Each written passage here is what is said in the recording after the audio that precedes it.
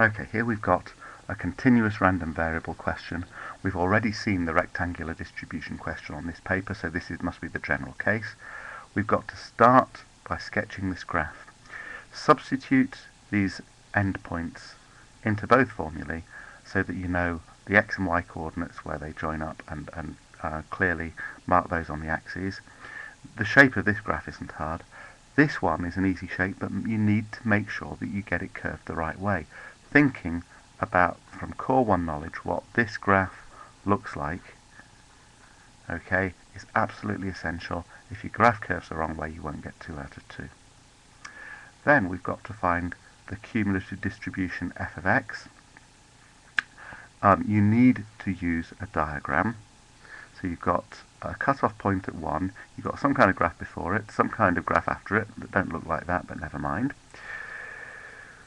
Capital F of x means the probability of x being less than or equal to the x value. All this bit is telling us is that we're somewhere in here. The x we're looking at is between 0 and 1. These are not the limits of the integral you use. The probability of being below that x is this area here.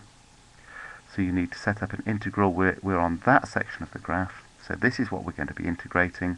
And your picture tells you the limits to put into the integral. And the answer's given. So you need to try and struggle your way to that answer. But because that answer is given, all of these other bits are just a re-entry point. All of them. So the probability of x being less than or equal to 1 is just capital F of x when x is 1. So you just substitute a suitable value in. Then for the next 5 marks, we want the probability of x being bigger than a value to be 17/20. So that's telling us about the probability of being past the value of x is 17/20, is this bit here. So therefore the probability of being less than or equal to x, which is this f of x you've calculated, is easy to work out. So once you know what capital F of x has to equal as a number, it's not 17/20, but it's strongly related to it, you can solve a suitable equation that equals the number, solve to find x.